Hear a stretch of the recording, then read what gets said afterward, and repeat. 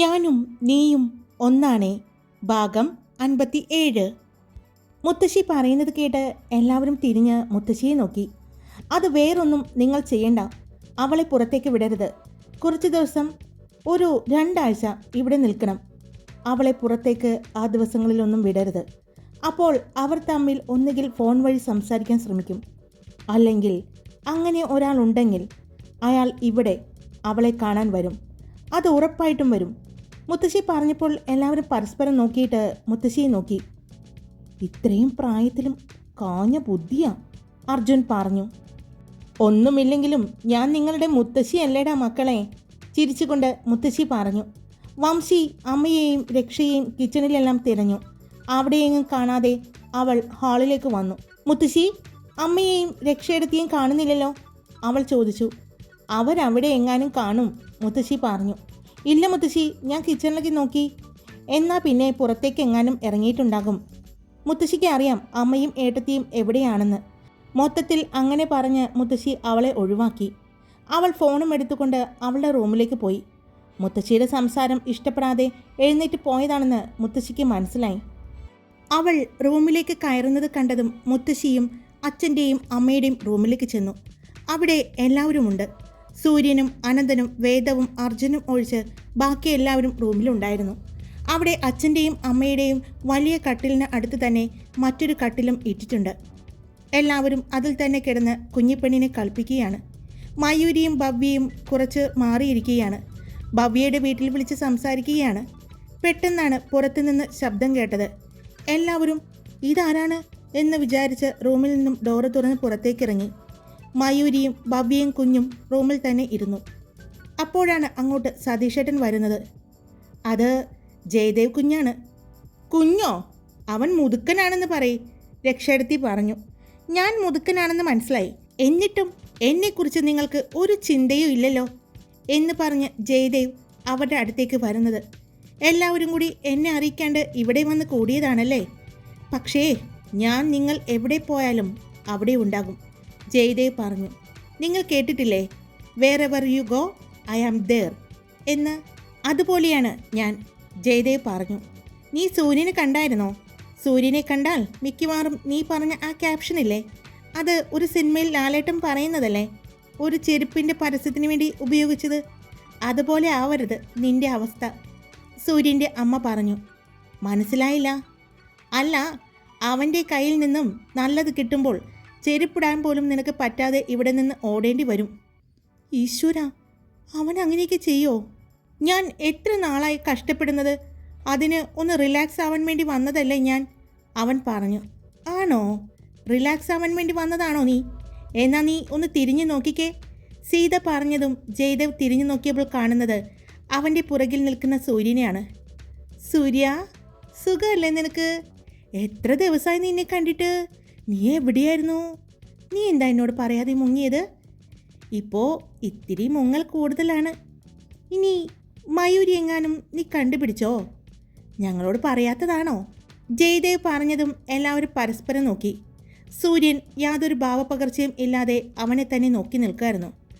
അങ്ങനെ അവളെയും കണ്ടുപിടിച്ചിട്ടുണ്ടെങ്കിൽ അവൾ എൻ്റെ കൂടെ ഉണ്ടാകും എന്ന് അറിയാലോ നിനക്ക്, ജയ, സൂര്യൻ ചോദിച്ചു. അറിയാം, നീ ആയതുകൊണ്ട് പറയാൻ പറ്റില്ല. ഈ മുങ്ങുന്നതിന് ഒരു സംശയം എനിക്കുണ്ട്. നീ അത് ചോദിക്കാൻ വേണ്ടിയാണോ ഇപ്പോൾ ഇങ്ങോട്ട് വന്നത്? ആണോ? അല്ല, നീ 2 ദിവസമായി ഓഫീസിൽ വന്നില്ല എന്ന് മാനസി പറഞ്ഞു. ആ, അത് പിന്നെ എനിക്ക് വീട്ടിൽ കുറച്ച് അത്യാവശ്യം ഉണ്ടായിരുന്നു. അമ്മയെ ഹോസ്പിറ്റലിൽ കൊണ്ടുപോകേണ്ടി വന്നു. എന്തു പറ്റി അമ്മയ്ക്ക്? പെട്ടെന്ന് സൂര്യൻ്റെ അമ്മ ചോദിച്ചു. അത് പ്രഷർ കുറഞ്ഞതാ, വേറെ കുഴപ്പമൊന്നുമില്ല, ജയദേവ് പറഞ്ഞു. അപ്പോൾ ഈ സമയത്ത് നീ അവിടെ അമ്മയോടൊപ്പം വേണ്ടേ? പിന്നെ എന്തിനാ നീ ഇങ്ങോട്ട് പോകുന്നത്? സൂര്യൻ ചോദിച്ചു. ഞാനിപ്പോൾ ഇങ്ങോട്ട് വന്നത് ഇഷ്ടപ്പെട്ടില്ലെങ്കിൽ ഞാൻ പോയേക്കാം, ജയദേവ് പറഞ്ഞു. ആ ശരി, നീ പൊയ്ക്കോ, നിന്നെ ആരും ഇവിടെ പിടിച്ചു വയ്ക്കാനൊന്നും പോകുന്നില്ല, സൂര്യൻ പറഞ്ഞു. അങ്ങനെ പറയല്ലേ സൂര്യ, ഇവിടെ വരുമ്പോൾ മനസ്സിനൊരു സമാധാനമാണ്, ജയദേവ് പറഞ്ഞു. നീ ഇപ്പോൾ ഈ 2 ദിവസം ലീവ് എടുത്തു. ഇനി ഇവിടെയും കൂടി നിന്ന ഓഫീസിലെ കാര്യങ്ങൾ ആര് നോക്കും? ഞാൻ കൂടി ഇല്ലാത്തതാണ്, സൂര്യൻ പറഞ്ഞു. ഒരു കാര്യം ചെയ്, നീ അങ്ങോട്ട് പോയിക്കോ. കുറച്ച് ദിവസമായില്ലേ നീ ഇവിടെ വന്നിട്ട്, ഇനി കുറച്ച് ദിവസം ഞാനിവിടെ നിൽക്കാം, ജയദേവ് പറഞ്ഞു. സൂര്യൻ അത് കേട്ടതും പുരികങ്ങൾ രണ്ടും പൊക്കി അവനെ നോക്കി. എൻ്റെ സൂര്യ, എത്ര ദിവസമായി, എത്ര നാളായി ഇങ്ങനെ ഓഫീസ് കാര്യങ്ങൾ മാത്രമായിട്ട് നിൽക്കുന്നത്? മനസ്സൊന്ന് ചില്ലാവേണ്ടേ? എനിക്ക് ഫ്രണ്ട്സും ബന്ധുക്കളും എന്നൊക്കെ പറയാൻ നിങ്ങളല്ലേ ഉള്ളൂ. അതുകൊണ്ടല്ലേ ഞാൻ ഇങ്ങോട്ട് പോകുന്നത്. തുടങ്ങി സെൻറ്റിമെൻ്റൽ ബ്ലാക്ക് മെയിലിംഗ്. നീ വാ, എന്തെങ്കിലും കഴിക്ക്. ഞാനൊന്നേ ഫ്രഷ് ആയിട്ട് വരാം. എവിടെയാ സൂര്യ നിൻ്റെ റൂം? ജയദേവ് ചോദിച്ചു. നീ എന്തിനാ എൻ്റെ റൂം നോക്കുന്നത്? നിനക്ക് വേറെ റൂമിൽ കിടക്കാൻ പാടില്ലേ? ഓ ആയിക്കോട്ടെ. എനിക്ക് എവിടെയാ സതീഷേട്ടാ റൂം? നീ ആ കാണുന്ന ഭാഗത്തുള്ള റൂം എടുത്തോ, സൂര്യൻ പറഞ്ഞു. ആ ശരി, നല്ല കണത്തിൽ എന്തെങ്കിലും കഴിക്കാൻ എടുത്ത് വെക്കൂട്ടോ, ഞാൻ പെട്ടെന്ന് വരാം എന്ന് പറഞ്ഞ് ജയദേവ് റൂമിലേക്ക് പോയി. അവൻ റൂമിലേക്ക് പോയി എന്ന് കണ്ടതും സൂര്യൻ മയൂരിയുടെയും കുഞ്ഞിൻ്റെയും ഭവ്യയുടെയും കാര്യം ജയദേവ് ഒരു കാരണവശാലും അറിയരുത്. വംശിയെപ്പോലെ തന്നെ അവനോട് ഒന്നും അറിയിക്കണ്ട. സൂര്യൻ പറഞ്ഞതും അമ്മ അവനെ നോക്കി. അച്ഛനും അമ്മയും പിന്നെ പരസ്പരം നോക്കിക്കൊണ്ട് ചോദിച്ചു, നിനക്ക് അവനെ സംശയമുണ്ടോ? എനിക്കിപ്പോൾ ചുറ്റും നിൽക്കുന്ന എല്ലാവരെയും സംശയമാണ്. എന്തായാലും ഞാൻ പറഞ്ഞത് മറക്കണ്ട. കുഞ്ഞുള്ള കാര്യം അവൻ പ്രത്യേകം അറിയണ്ട. റൂമിലേക്ക് കയറുമ്പോൾ ശ്രദ്ധിക്കണം. അച്ഛൻ കൂടുതൽ സമയം ഇനി റൂമിൽ ഇരിക്കേണ്ട, പുറത്തിരുന്നാൽ മതി. അച്ഛനെ അന്വേഷിച്ച് അവൻ റൂമിലേക്ക് വരാൻ സാധ്യതയുണ്ട്. ഇനി അഥവാ അച്ഛനോ അമ്മയോ ആരെങ്കിലും ഒരാൾ പുറത്തിറങ്ങി കഴിഞ്ഞാൽ ആരെങ്കിലും ആ റൂമിൽ കാണണം. അപ്പോൾ അകത്തുനിന്ന് ലോക്ക് ചെയ്യാൻ പറ്റുമല്ലോ. അതിനാണ്. അത് നല്ല മാർഗമാണ്, സൂര്യൻ പറഞ്ഞു. അവൻ പുറത്തേക്ക് പോയതും അവൻ്റെ കൂടെ തന്നെ അനന്തനും പോയി. രണ്ടുപേരും പുറത്ത് ഗാർഡനിൽ സെറ്റ് ചെയ്തിരിക്കുന്ന ബെഞ്ചിൽ ഇരിക്കുമ്പോഴാണ് വേദവ് അങ്ങോട്ട് വന്നത്. സൂര്യ, എന്താ നിൻ്റെ മനസ്സിൽ? വേദവ് ചോദിച്ചു. മനസ്സിൽ എന്താണെന്ന് ചോദിച്ചാൽ എനിക്ക് ചെറിയൊരു സംശയം. അത് വേറെ ഒന്നുമല്ല. എന്നെ മാനസി വിളിച്ചിട്ടുണ്ടായിരുന്നു. 2-3 ദിവസമായിട്ട് ഇവൻ അവളോട് സംസാരിക്കുന്നില്ല. ഇവനെ എന്തൊക്കെയോ പ്രശ്നങ്ങൾ അലട്ടുന്നു എന്ന് തോന്നുന്നു എന്ന് പറഞ്ഞു. അത് എന്ന് മുതലാണെന്ന് ചോദിച്ചപ്പോൾ ഞാനും അച്ഛനും കൂടി ഊട്ടിയിലേക്ക് പോന്നപ്പോഴാണ് എന്നാണ് അവൾ പറഞ്ഞത്. പിന്നെ പെട്ടെന്നുള്ള അവൻ്റെ ഇന്നത്തെ ദിവസം കയറി വന്നത് കൂടിയായപ്പോൾ എന്തോ ചില സംശയങ്ങൾ തോന്നുന്നു. ചിലപ്പോൾ സംശയങ്ങളാകും, സൂര്യൻ പറഞ്ഞു. നിന്റെ മനസ്സിൽ അങ്ങനെ സംശയം എന്തെങ്കിലും ഉണ്ടെങ്കിൽ അത് ഞങ്ങളോട് കൂടി തുറന്ന് പറയേ. ഞങ്ങളും കൂടി ഒന്ന് ശ്രദ്ധിക്കണം. അതിനുവേണ്ടി തന്നെയാണ് ഞാൻ പറഞ്ഞത്, സൂര്യൻ പറഞ്ഞു. അവർ സംസാരിച്ചു കൊണ്ടിരിക്കുമ്പോഴാണ് ഫ്രഷായി അവൻ അങ്ങോട്ട് വന്നത്. എന്താണ് എല്ലാവരും കൂടി ഒരു ഗൂഢാലോചന? വെള്ളമടിക്കാൻ വല്ല പരിപാടിയുണ്ടോ? ഞാൻ സാധനമൊന്നും കൊണ്ടുവന്നിട്ടില്ല കേട്ടോ, ജയദേവ് പറഞ്ഞു. ഓ, അതിൻ്റെ ആവശ്യമൊന്നുമില്ലടാ. ഞങ്ങളിവിടെ അതെല്ലാം സ്റ്റോക്ക് ചെയ്തിട്ടുണ്ട്. പക്ഷേ പുറത്തേക്ക് എടുക്കാൻ പറ്റുന്നില്ല എന്ന് മാത്രം. അമ്മയും ഭാര്യമാരും എല്ലാം പുറകെ തന്നെയുണ്ട്, അർജുൻ പറഞ്ഞു. ഞാനും സൂര്യനും അക്കാര്യത്തിൽ രക്ഷപ്പെട്ടിരിക്കുകയാണ്. ഞങ്ങൾക്ക് 2 പേർക്കും പുറകെ വരാൻ ഭാര്യമാരില്ല. അതുകൊണ്ട് നിങ്ങൾ കഴിക്കണ്ട, ഞാനും സൂര്യനും കഴിക്കാം, ജയദേവ് പറഞ്ഞു. ഞാൻ നിർത്തിയിരിക്കുകയാണ്, സൂര്യൻ പറഞ്ഞു. ഒന്ന് പോടാ. ഈ തണുപ്പത്ത് 2 അടിച്ചിട്ട് കിടന്നുറങ്ങിയില്ലെങ്കിൽ എങ്ങനെയാടാ കിടന്നുറങ്ങുന്നത്? ജയദേവ് ചോദിച്ചു. എനിക്കിപ്പോൾ അതിൻ്റെ ആവശ്യമില്ല. എനിക്ക് ഈ തണുപ്പത്ത് ഉറങ്ങാൻ ഒരു മദ്യത്തിൻ്റെയും ആവശ്യം വരാറില്ല, സൂര്യൻ പറഞ്ഞു. അത് പറയുമ്പോൾ അവൻ്റെ ചുണ്ടിൽ ചെറിയൊരു പുഞ്ചിരി ഉണ്ടായിരുന്നു. അവൻ പറഞ്ഞതിൻ്റെ അർത്ഥം മനസ്സിലായതുപോലെ തന്നെ അവൻ്റെ ചുണ്ടിലെ ആ ചിരി അനന്തനിലേക്കും അർജുനിലും വേദവിലും ഉണ്ടായിരുന്നു. അതെന്താ അങ്ങനെയൊരു ടോക്ക്? അവൻ പുരികം പൊക്കിക്കൊണ്ട് ചോദിച്ചു.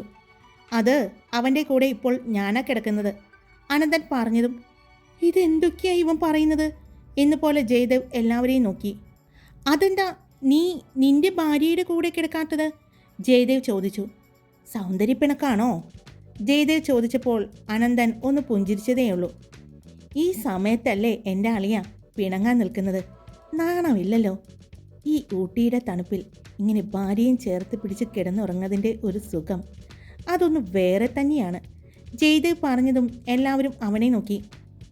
അതെങ്ങനെ നിനക്കറിയാം? മാനസി, അർജുൻ ചോദിച്ചതും അയ്യേ അങ്ങനെ ഉദ്ദേശിച്ചതല്ല, ഈ സിനിമയിലൊക്കെ കണ്ടിട്ടുണ്ടല്ലോ, അവൻ പറഞ്ഞു.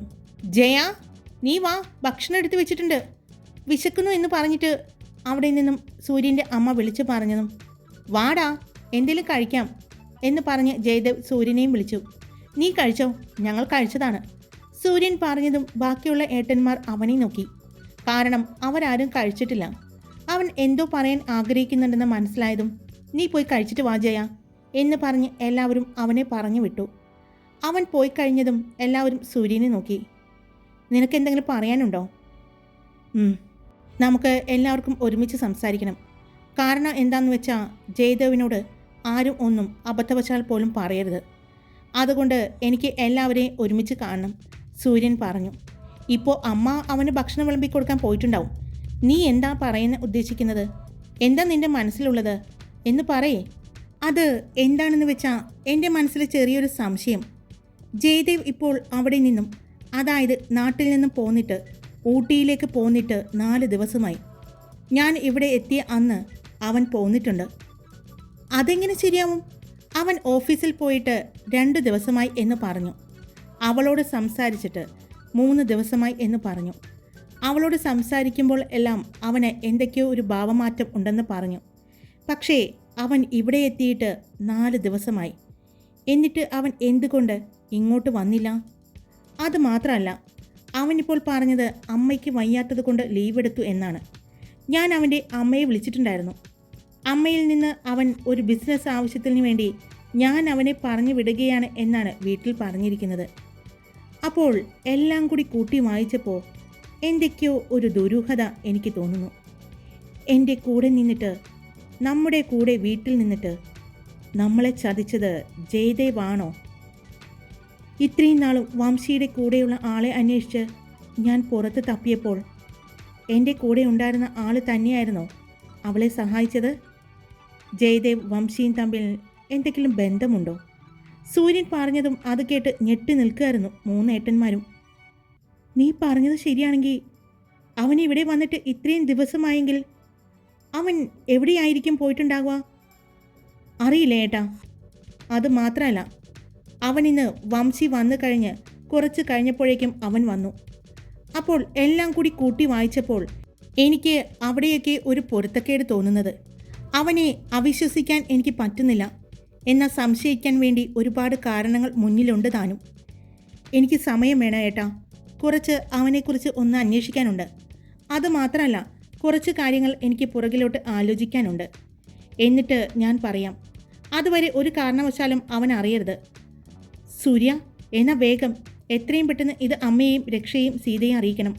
അവരാരെങ്കിലും അവൻ നിൻ്റെ അടുത്ത കൂട്ടുകാരനായതുകൊണ്ട്, നിൻ്റെ എല്ലാ കാര്യങ്ങളും അറിയാവുന്നത് കൊണ്ട് അവൻ അങ്ങനെ ഒരു കാര്യം ചെയ്തിട്ടുണ്ടെങ്കിൽ ഇപ്പോൾ അമ്മയോടും അവരോടും എന്തെങ്കിലും കുത്തി ചോദിക്കും. നിന്നോടുള്ള അവൻ്റെ ഫ്രണ്ട്ഷിപ്പ് കൊണ്ടും അവൻ്റെ വിശ്വാസം കൊണ്ടും അമ്മയോ അവർ ആരെങ്കിലും എന്തെങ്കിലും പറഞ്ഞാൽ അത് പ്രശ്നമാകും. നീ പറഞ്ഞത് ശരിയാണെങ്കിൽ നമുക്ക് അവനെ നിരീക്ഷിക്കാം. നമ്മളെല്ലാവരും ഒരുമിച്ചുണ്ടല്ലോ. അവന് സംശയത്തിന് ഒരു ഇട കൊടുക്കാതെ നമുക്ക് അവൻ്റെ പുറകിൽ തന്നെ നമ്മുടെ എല്ലാവരുടെയും ശ്രദ്ധയുണ്ടെങ്കിൽ ആരുടെയെങ്കിലും കണ്ണിൽ ഉറപ്പായിട്ടും അവൻ്റെ ഈ കള്ളത്തരങ്ങൾ വെളിവാകും. അതുകൊണ്ട് നീ പറഞ്ഞ കാര്യങ്ങൾ എല്ലാം എത്രയും പെട്ടെന്ന് അച്ഛനെയും മുത്തശ്ശിയെയും എല്ലാവരെയും അറിയിക്കണം. എന്നാ വാ എന്ന് പറഞ്ഞ് വേഗം അവർ അകത്തേക്ക് പോകാൻ പോയതും, ഏട്ടാ, സൂര്യൻ വിളിച്ചതും അകത്തേക്ക് പോകാൻ പോയ എല്ലാവരും നിന്നു. എല്ലാവരും ഒന്ന് ജയദേവിനെയും വംശിയെയും ശ്രദ്ധിക്കണം. അവർ തമ്മിൽ എങ്ങനെയാണ് സംസാരിക്കുന്നത്, അവർക്ക് എന്തെങ്കിലും ബന്ധമുണ്ടോ എന്നുകൂടി അറിയണം. അതുകൂടി ഒന്ന് നോട്ട് ചെയ്യണം. അത് നീ പേടിക്കണ്ട. അതിന് നമ്മുടെ പെണ്ണുങ്ങളോട് പറഞ്ഞാൽ മതി. അവർ ഈസി ആയിട്ട് കണ്ടെത്തി തരും. നമ്മളെക്കാൾ നന്നായിട്ട് ഇവൻ്റെ കള്ളത്തരങ്ങൾ പിടിച്ചു തരാൻ പറ്റുന്ന ആളാണ് സീതയും രക്ഷയും. അതുകൊണ്ട് നീ വാ എന്ന് പറഞ്ഞ് എല്ലാവരും അകത്തേക്ക് പോയി. സൂര്യനും കൂടെ തന്നെ പോയി. അവർ ചെല്ലുമ്പോൾ കാണുന്നത് ജയദേവ് ഇരുന്ന് ഭക്ഷണം കഴിക്കുകയാണ്. അവൻ്റെ അടുത്ത് തന്നെ അമ്മയും രക്ഷയും ഇരുന്ന് സംസാരിച്ചു കൊണ്ടിരിക്കുന്നു. സീത ഫോണിൽ സംസാരിച്ചു കഴിഞ്ഞ് അങ്ങോട്ട് വരുമ്പോഴാണ് ഇവരെല്ലാം അങ്ങോട്ട് ചെല്ലുന്നത്. നിങ്ങൾ കഴിച്ചെന്ന് പറഞ്ഞിട്ട് അമ്മ പറഞ്ഞല്ലോ കഴിച്ചിട്ടില്ല എന്ന് ജയദേവ് ചോദിച്ചു. അത് പിന്നെ എടാ, ഞങ്ങൾ കുറച്ചു മുമ്പാണ് രാവിലത്തെ ഭക്ഷണം കഴിച്ചത്. അതുകൊണ്ട് കുറച്ച് കഴിഞ്ഞിട്ട് കഴിക്കാമെന്ന് കരുതി അല്ലേടാ? അർജുൻ അനന്തനെ നോക്കി ചോദിച്ചു. ആ അതെ. അവർ പറഞ്ഞതും അമ്മയും ഏട്ടത്തിമാരും ഇവരെന്താ ഈ പറയുന്നത് എന്ന് പോലെ നോക്കി. കുറച്ചു മുമ്പാണ് വിശക്കുന്നു ഭക്ഷണം കഴിക്കാമെന്ന് പറഞ്ഞത്. അവരാണ് ഇപ്പോൾ ഇങ്ങനെ പറയുന്നത്. എന്നാ ഒരു കാര്യം ചെയ്യ്, ഇപ്പോൾ ഇവൻ കഴിക്കുകയല്ലേ, നമുക്കും കൂടി കഴിക്കാം എന്ന് പറഞ്ഞ് അർജുൻ ഇരുന്നു. അവന് നന്നായിട്ട് വിശക്കുന്നുണ്ടെന്ന് മനസ്സിലായത് കൊണ്ട് തന്നെ കൂടെ തന്നെ ബാക്കിയുള്ളവരും ഇരുന്നു. അച്ഛൻ എവിടെ? അച്ഛൻ ഫോണിൽ സംസാരിച്ചു കൊണ്ടിരിക്കുകയാണ്. ആരുടെയോ കോളുണ്ടെന്ന് പറഞ്ഞു. അത് കഴിഞ്ഞിട്ട് വരാമെന്ന് പറഞ്ഞു. പെട്ടെന്ന് അമ്മ പറഞ്ഞു. അവിടെ മയൂരിയും ഭവ്യയും ഭക്ഷണം കഴിക്കുകയാണ്. അച്ഛൻ കുഞ്ഞിനെ നോക്കിക്കൊണ്ടിരിക്കുകയാണ്. അതുകൊണ്ടാണ് അങ്ങനെ പറഞ്ഞത്. അല്ല, കുട്ടിപ്പട്ടാളങ്ങൾ എവിടെ? കണ്ടില്ലല്ലോ. അവർ നമ്മുടെ സതീശേട്ടൻ്റെ മക്കളുമായിട്ട് കളിക്കുകയാണ്, രക്ഷ പറഞ്ഞു. ജയദേവ്, എന്നിട്ട് ഓഫീസിലെ കാര്യങ്ങൾ എന്തായി? ഞാൻ നിന്നോട് കഴിഞ്ഞ ദിവസം ഒരു മീറ്റിംഗ് ഉണ്ട്, അതിന് പങ്കെടുക്കണം എന്ന് പറഞ്ഞതല്ലേ? എന്നിട്ട് നീ പങ്കെടുത്തില്ല എന്ന് പറഞ്ഞ് എനിക്ക് കോൾ ഉണ്ടായിരുന്നല്ലോ. സൂര്യൻ ചോദിച്ചതും എടാ ഞാൻ സത്യത്തിൽ അത് മറന്നുപോയി, പെട്ടെന്ന് ജയദേവ് പറഞ്ഞു. അതെങ്ങനെയാ മറന്നു പോകുന്നത്? നിന്നെ മാനസി വിളിച്ച് പറഞ്ഞില്ലേ? ഇല്ലടാ, അവൾ വിളിച്ചിട്ടുണ്ടായിരുന്നു. പക്ഷേ ഞങ്ങൾ തമ്മിൽ ചെറുതായിട്ടൊന്ന് പിണങ്ങി, അതുകൊണ്ട് ഞാൻ ഫോൺ എടുത്തില്ല, അവൻ പറഞ്ഞു. നിങ്ങളുടെ വഴക്കിനിടയിൽ എൻ്റെ ഓഫീസ് കാര്യങ്ങൾ മാറിപ്പോകരുത്. ഞാൻ ഇതിനു മുന്നേ പറഞ്ഞിട്ടുണ്ട്, എൻ്റെ ഓഫീസിലെ കാര്യങ്ങൾ കഴിഞ്ഞിട്ട് മതി നിങ്ങളുടെ പിണക്കവും കാര്യങ്ങളും. പിണക്കമെല്ലാം ഓഫീസിന് പുറത്ത്. നിങ്ങളുടെ ജോലി അതെനിക്ക് നിർബന്ധമാണ്, അതിൽ ഒരു വിട്ടുവീഴ്ചയും ഞാൻ ചെയ്യില്ല. നീ കുഴപ്പമൊന്നും ഉണ്ടാകില്ല എന്ന് പറഞ്ഞിട്ടാണ് ഞാൻ നിന്നെ സിംഗപ്പൂരിൽ നിന്ന് ഇങ്ങോട്ട് കൊണ്ടുവന്നത്. എന്നെക്കൊണ്ട് വീണ്ടും സിംഗപ്പൂർക്ക് അയപ്പിക്കരുത്, സൂര്യൻ ദേഷ്യത്തിൽ പറഞ്ഞതും എൻ്റെ സൂര്യ, ഭക്ഷണം കഴിക്കാനിരിക്കുമ്പോൾ ഓഫീസ് കാര്യങ്ങൾ പറഞ്ഞ് അവൻ്റെ മനസ്സ് വേദനിപ്പിക്കില്ലേ? സൂര്യൻ്റെ അമ്മ പറഞ്ഞു. അങ്ങനെ പറഞ്ഞു കൊടുക്കണ്ട ആൻറ്റി, എനിക്കാണെങ്കിൽ എന്തെങ്കിലും വിഷമം വന്നാൽ നല്ല വിശപ്പാണ് എന്ന് പറഞ്ഞ് അവൻ വീണ്ടും ഭക്ഷണം എടുത്ത് കഴിക്കുന്നത് കണ്ടതും അതെ, നമുക്ക് വേഗം കഴിക്കാം. ഇവൻ ഇങ്ങനെയാണ് പോകുന്നതെങ്കിൽ നമ്മളെല്ലാം പട്ടിണിക്കാവും, അർജുൻ പറഞ്ഞതും എല്ലാവരും ചിരിച്ചു. അമ്മ എല്ലാവർക്കും ഭക്ഷണം വിളമ്പിക്കൊടുത്തു. സൂര്യൻ ജയദേവിനെ നോക്കുന്നുണ്ടായിരുന്നു. അവൻ യാതൊരു ഭാവവ്യത്യാസവും ഇല്ലാതെ എല്ലാവരോടും സംസാരിച്ചിരുന്ന് ഭക്ഷണം കഴിച്ചു. ജയദേവിൻ്റെ ഫോൺ റിങ് ചെയ്തതും അവൻ ഫോൺ എടുത്ത് നോക്കി. പിന്നെ അത് കട്ട് ചെയ്തു. പിന്നെയും ഫോൺ റിങ് ചെയ്തു. അവൻ കട്ട് ചെയ്തു. പിന്നെ മൂന്നാമത്തെ തവണ ഫോൺ റിങ് ചെയ്തതും എടാ ഫോൺ എടുക്ക്, അത്യാവശ്യമായിരിക്കും, സൂര്യൻ പറഞ്ഞു. ഭക്ഷണം കഴിക്കാനിരിക്കുമ്പോൾ ഒരു ഫോൺ കോളും ഞാൻ എടുക്കില്ല, ജയദേവ് പറഞ്ഞു. അല്ലെങ്കിൽ വേണ്ട, എൻ്റെ കഴിഞ്ഞല്ലോ, നിങ്ങൾ കഴിക്ക്, ഞാൻ ഈ ഫോണൊന്ന് എടുക്കട്ടെ എന്ന് പറഞ്ഞ് അവൻ എഴുന്നേറ്റ് പോയതും സൂര്യൻ സതീശേട്ടനെ വിളിച്ചു. ജയദേവ് എങ്ങോട്ടാ പോകുന്നത് എന്ന് നോക്കാൻ പറഞ്ഞു. അവൻ ഇങ്ങോട്ട് വരികയാണെങ്കിൽ പറയാൻ പറഞ്ഞ് ഏൽപ്പിച്ചുകൊണ്ട് സതീശേട്ടനെ ജയദേവിൻ്റെ പുറകെ പറഞ്ഞു വിട്ടു സൂര്യൻ. വംശിയുടെ റൂമിലേക്ക് മീനാക്ഷി ചേച്ചിയും പറഞ്ഞു വിട്ടു. അവൾ പുറത്തേക്ക് വരികയാണെങ്കിൽ പറയാൻ പറഞ്ഞ് ഏൽപ്പിച്ചു. അതിനുശേഷം സൂര്യൻ അവൻ്റെ സംശയങ്ങളും എല്ലാ കാര്യങ്ങളും അമ്മയോടും ഏട്ടത്തിമാരോടും മുത്തശ്ശിയോടും പറഞ്ഞു. അപ്പോഴേക്കും അച്ഛനും ഭക്ഷണം കഴിക്കാനായിട്ട് വന്നു. പിന്നെ എല്ലാ കാര്യങ്ങളും അച്ഛനോടും പറഞ്ഞു. കേട്ടത് വിശ്വസിക്കാൻ പറ്റാതെ തറഞ്ഞു നിൽക്കുകയായിരുന്നു അവർ. കാരണം ജയദേവ് ഒരിക്കലും അവർ അങ്ങനെ ആ ഒരു കണ്ണിലൂടെ കണ്ടിട്ടില്ല. അവൻ അങ്ങനെ ചെയ്യുമെന്ന് വിശ്വസിക്കാൻ പറ്റാത്തതുപോലെയാണ് എല്ലാവരും നിൽക്കുന്നത്. ഇല്ല മോനെ സൂര്യ, ഒരിക്കലും ജയദേവ് അങ്ങനെ ചെയ്യില്ല, നിന്നെ ചതിക്കില്ല അവൻ, അമ്മ പറഞ്ഞു. ആയിരിക്കാം അമ്മ, പക്ഷെ സംശയമാണ്. അവൻ ഇപ്പോൾ പറഞ്ഞ കള്ളത്തരങ്ങൾ അതെല്ലാം അവനിലേക്ക് സംശയങ്ങൾ ഉണർത്തുന്നതാണ്. എന്തായാലും എനിക്ക് അവനെ പൂർണ്ണമായിട്ടും ഇപ്പോൾ വിശ്വസിക്കാൻ പറ്റാത്ത അവസ്ഥയിലാണ്. അതുകൊണ്ട് എല്ലാവരും എൻ്റെ കൂടെ നിൽക്കണം. അവൻ തെറ്റുകാരൻ അല്ല എങ്കിൽ ഇപ്പോൾ സ്നേഹിക്കുന്നതിനേക്കാൾ ഇരട്ടി നമുക്ക് അവനെ സ്നേഹിക്കാനും വിശ്വസിക്കാനും പറ്റും. അല്ലെങ്കിൽ ഈ മനസ്സിൽ കിടക്കുന്ന ഈ കരട് അത് അവനിലേക്ക് നമ്മുടെ വിശ്വാസത്തെ കുറയ്ക്കും. അതുകൊണ്ട് പ്ലീസ്, എനിക്ക് സത്യങ്ങളെല്ലാം അറിയണം. അതുവരെ എനിക്ക് നിങ്ങളുടെ സഹായം വേണം. എൻ്റെ കൂടെ നിങ്ങൾ നിന്നേ പറ്റൂ, സൂര്യൻ പറഞ്ഞു. സൂര്യ, ഞങ്ങൾക്ക് വലുത് നീയാണ്, നമ്മുടെ കുടുംബമാണ്. അതിൽ മറ്റൊരാൾ അതിലില്ലടാ. അതുകൊണ്ട് നീ അതോർത്ത് നീ ടെൻഷൻ ആവണ്ട, ഞങ്ങൾ നിൻ്റെ കൂടെ തന്നെയുണ്ട്. എല്ലാവരും അവനെ ഒരുപോലെ വാക്കുകൊടുത്തു. അപ്പോഴേക്കും അങ്ങോട്ട് സതീശേട്ടൻ വന്നു. ജയദേവ് വരുന്നുണ്ടെന്ന് പറഞ്ഞു. പിന്നെ മുത്തശ്ശി ഓരോന്ന് പറഞ്ഞ് സംസാരിക്കാൻ തുടങ്ങി. അപ്പോഴേക്കും ജയദേവ് അങ്ങോട്ട് വന്നു. അപ്പോൾ തന്നെ വംശിയുടെ റൂമിൻ്റെ വാതിൽ തുറന്ന് വംശിയും പുറത്തേക്ക് വന്നു. അവർ രണ്ടുപേരും ഒരുമിച്ച് വരുന്നത് കണ്ടതും എല്ലാവരും പരസ്പരം നോക്കി. സൂര്യൻ്റെ സംശയം സത്യമാകുന്നത് പോലെ എല്ലാവർക്കും തോന്നി. ഹായ്, എല്ലാവരും സുഖമായിട്ടിരിക്കുന്നു? ഞാൻ സുഖമായിട്ടിരിക്കുന്നു. അപ്പോൾ സ്റ്റോറി ഞാൻ ഇട്ടിട്ടുണ്ട്. ആരെങ്കിലും ജയദേവാണ് വില്ലനെന്ന് വിചാരിച്ചിട്ടുണ്ടായിരുന്നോ? ഇനി ജയദേവ് തന്നെയാണ് വില്ലൻ? നിങ്ങളുടെ അഭിപ്രായം ഒന്ന് കമൻറ്റ് ചെയ്തോളൂ കേട്ടോ. അപ്പോൾ ഇഷ്ടപ്പെട്ട ലൈക്ക് ചെയ്യുക, നിങ്ങളുടെ അഭിപ്രായം കമൻറ്റ് ചെയ്യുക. സബ്സ്ക്രൈബ് ചെയ്യാതെ കേൾക്കുന്നവരുണ്ടെങ്കിൽ സബ്സ്ക്രൈബ് ചെയ്ത് സപ്പോർട്ട് ചെയ്യുക. Love you all. It's me Karthika.